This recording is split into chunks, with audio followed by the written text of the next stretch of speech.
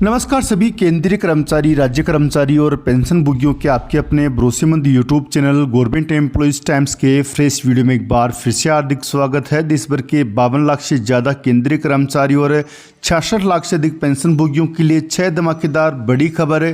15 अगस्त से पहले कर्मचारियों और पेंशनर्स को तोहफा डीओपीटी यानी कार्मिक एवं प्रशिक्षण विभाग और पेंशन विभाग से मिली है बड़ी खुशखबरी। साथ ही 53% डीए, 8वां वेतन आयोग का गठन, पुरानी पेंशन बहाली को लेकर हुआ है बड़ा ऐलान। साथ ही बताएंगे सीजीएचएस और पेंशन बढ़ोतरी से जुड़ी बड़ी अपडेट। यदि जानकारी पसंद आए तो वीडियो को लाइक कीजिएगा। चैनल पे पहली बार आए हैं तो प्लीज़ चैनल को सब्सक्राइब कीजिएगा, क्योंकि आपसे जुड़े तमाम तरह के महत्वपूर्ण आदेश वीडियो और इन्फॉर्मेशन हम यहाँ पर लाते रहते हैं। साथियों, आप वीडियो को लाइक नहीं करते हैं तो प्लीज़ वीडियो को लाइक किया करें, क्योंकि आपका एक लाइक हमें मोटिवेट करता है। तो पहली बड़ी खबर की बात कर लें तो डीओपीटी की तरफ से बड़ी खबर निकल के सामने आ रही है। केंद्र सरकार के अंतर्गत आने वाले केंद्रीय पेंशन लेखा कार्यालय सीपीएओ डीओपीटी ने एक महत्वपूर्ण सर्कुलर जारी किया है। इस सर्कुलर में कहा गया है कि अक्सर पेंशन भोगियों का पीपीओ जारी करते समय विभाग, मंत्रालय इस तरह के कॉमन गलती करते हैं, जिसकी वजह से बाद में पेंशन धारकों को कई कठिनाइयों का सामना करना पड़ता है। सीपीएओ ने कहा कि विभाग जब पेंशन धारकों का पीपीओ जारी करते हैं तो उस पीपीओ में पेंशन भोगी का नाम शॉर्टकट में लिख देते हैं। जैसे किसी पेंशन भोगी का नाम राम प्रकाश है तो पीपीओ में आरपी सिंह लिख दिया जाता है, जिसकी वजह से पेंशन धारकों को बाद में परेशानी का सामना करना पड़ता है। इसी परेशानी को देखते हुए सीपीएओ ने कहा है कि पीपीओ में शॉर्टकट नाम का उपयोग ना किया जाए।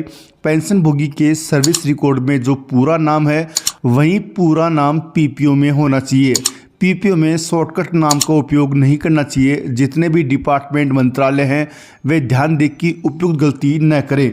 सर्विस रिकॉर्ड के नाम से मिलान कर लें और पीपीओ जारी करते समय इन बातों का ध्यान रखें।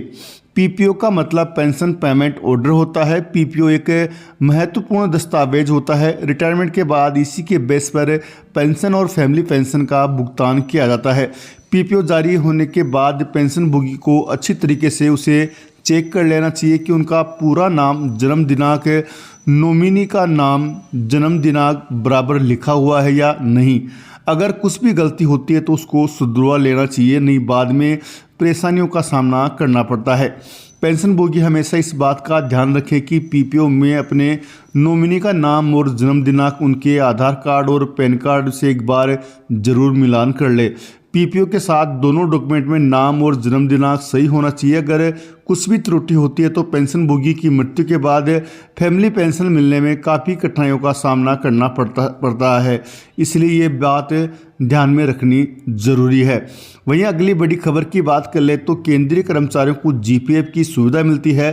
पहले ये नियम था कि कर्मचारी प्रत्येक वर्ष अपनी बेसिक का कम से कम 6% और अधिक से अधिक अपनी बेसिक के बराबर पैसे इसमें जमा कर सकता है, और सरकार जमा पे पैसे पर 7.1% के हिसाब से ब्याज का भुगतान करती है। तो आपको जानकारी के लिए बता दें कि अब कर्मचारी ज़्यादा पैसा जमा करते थे, ऐसे में बैंकों की तुलना में ब्याज इसमें ज़्यादा मिलने के कारण बहुत सारे कर्मचारी अपनी पूरी की पूरी बेसिक के बराबर पैसा इसमें जमा करा देते थे। यानी ज़्यादा ब्याज लेने के लालच में कर्मचारी अपनी पूरी बेसिक इसमें जमा करते थे, जिसके कारण सरकार को ज़्यादा ब्याज देना पड़ता था। उसी को देखते हुए 12 जून 2022 को सरकार ने नियम में बदलाव किया था। इस नियम के अनुसार प्रत्येक वित्तीय वर्ष में कर्मचारी का योगदान और सरकार का ब्याज जोड़ के 5 लाख से ज़्यादा जीपीएफ खाते में जमा नहीं करा सकते। सभी विभागों को ये स्पष्ट निर्देश दिया गया कि कर्मचारी के खाते से इस प्रकार की कटौती करनी है, जिससे कर्मचारी का अंशदान और सरकार के अंशदान दोनों को मिलाकर जीपीएफ खाते में 5 लाख से ज़्यादा रकम ना हो। वहीं अगली बड़ी खबर की बात कर ले तो 15 अगस्त की पूर्व संध्या से पहले लाखों कर्मचारियों को तोहफा मिला है। स्वास्थ्य और परिवार कल्याण मंत्रालय ने 52 लाख सीजीएस लाभार्थियों के लिए बड़ी राहत की घोषणा की है। मंत्रालय ने कई औपचारिकताओं में छूट प्रदान की है, जिसमें ओपीडी में इलाज और अस्पताल में भर्ती होना अब और भी आसान हो गया है। मंत्रालय ने घोषणा की है कि अगर कोई लाभार्थी अस्पताल में भर्ती होता है तो उसे अब अनुमति पत्र जमा कराने की आवश्यकता नहीं होगी। यह निर्णय लाभार्थियों की सुविधा को ध्यान में रखते हुए लिया गया है, जिससे इलाज में देरी नहीं होगी। सीजीएचएस लाभार्थियों के लिए और राहत यह है कि रेफरल मेमो पर स्टाम्प की अनिवार्यता को भी खत्म कर दिया गया है। यह कदम औपचारिकताओं को कम करके लाभार्थियों के समय और श्रम को बचाने के उद्देश्य से किया गया है। अब अस्पताल, डायग्नोस्टिक इमेजिंग सेंटर, नेत्र और दंत चिकित्सा केंद्र सीजीएचएस कार्ड की फोटोकॉपी मांग नहीं करेंगे। सीजीएचएस कार्ड को सत्यापित करने के लिए सीजीएचएस ऐप या डिजी लॉकर का उपयोग किया जा सकता है, जिससे लाभार्थियों को अतिरिक्त दस्तावेजीकरण से राहत मिलेगी। वहीं अगली बड़ी खबर की बात कर ले तो 8वें वेतन आयोग को लेकर बड़ी खबर निकल के सामने आ रही है। जल्द केंद्रीय कर्मचारियों को 8वें वेतन आयोग का तोहफा केंद्र सरकार की तरफ से मिल सकता है। वित्त सचिव टीवी सोमनाथन ने इस बारे में बड़ी जानकारी साझा की है।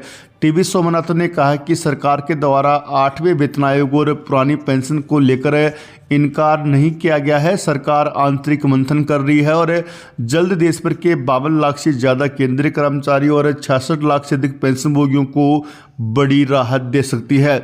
यदि 8वां वेतन आयोग लागू होता है तो देश भर के लाखों केंद्रीय कर्मचारियों और पेंशनर्स की सैलरी और पेंशन में ज़बरदस्त बढ़ोतरी देखने को मिलेगी।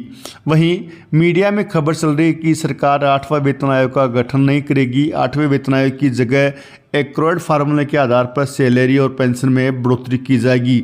लेकिन टीवी सोमनाथन के बयान के बाद इन सब अफवाहों पर अब विराम लग गया है। जल्द केंद्र सरकार के द्वारा 8वें वेतन आयोग कमेटी का गठन किया जाएगा और उसके बाद में 1 जनवरी 2026 से देश भर के लाखों कर्मचारियों को 8वें पे कमीशन की सौगात मिलेगी। वहीं आपको बता दें कि पुरानी पेंशन बहाली को लेकर भी ज़बरदस्त खबर निकल के सामने आ रही है। एनपीएस की समीक्षा के लिए गठित कमेटी ने अपनी रिपोर्ट लगभग पूरी तैयार कर ली है और जल्दी केंद्र सरकार को सौंपने वाली है, जिसके बाद में केंद्र सरकार के द्वारा मंथन किए जाने के बाद पुरानी पेंशन को लेकर बड़ा ऐलान किया जा सकता है। संभावना ये जताई जा रही है कि देश भर के 52 लाख से ज़्यादा केंद्रीय कर्मचारियों को एनपीएस के तहत ही अंतिम वेतन का 50% पेंशन देने की सिफारिश कमेटी के द्वारा की जा सकती है, जिसके बाद में केंद्रीय कैबिनेट में इसकी मोहर लग सकती है। वहीं केंद्रीय कर्मचारी संगठन और पेंशनर समाज द्वारा इस बात को सिरे से नकारा जा रहा है। उनके द्वारा कहा गया है कि वे ओपीएस से कम कुछ भी मंजूर स्वीकार नहीं करेंगे। यदि केंद्र की नरेंद्र मोदी सरकार पुरानी पेंशन बहाल नहीं करती है तो एक बार फिर से देश भर में महारैली और धरना प्रदर्शन का आयोजन किया जाएगा।